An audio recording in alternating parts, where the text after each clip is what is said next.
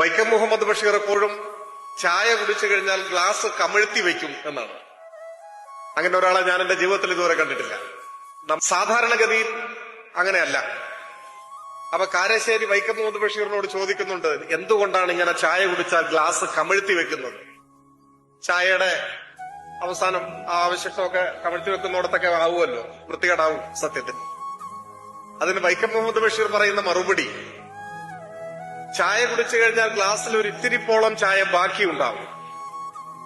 അപ്പൊ ആ ചായയിൽ വന്ന് ഉറുമ്പുകൾ വീണ് ചത്തൊടുങ്ങും.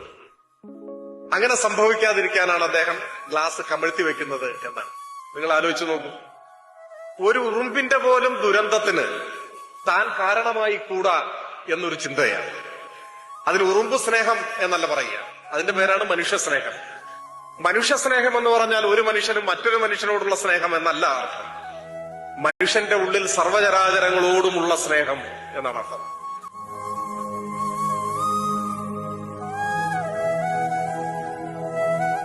വൈക്കം മുഹമ്മദ് ബഷീർ എപ്പോഴും ചായ കുടിച്ചു കഴിഞ്ഞാൽ ഗ്ലാസ് കമിഴ്ത്തി വയ്ക്കും എന്നാണ്.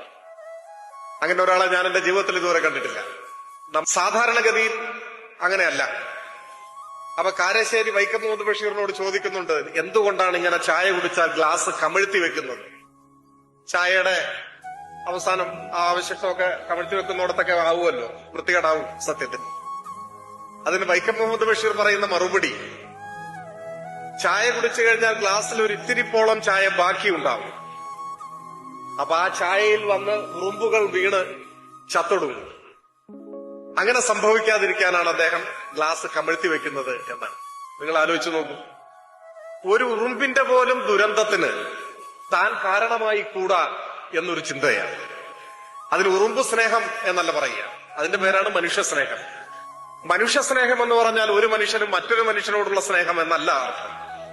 മനുഷ്യന്റെ ഉള്ളിൽ സർവ്വചരാചരങ്ങളോടുമുള്ള സ്നേഹം എന്നാണ് അർത്ഥം.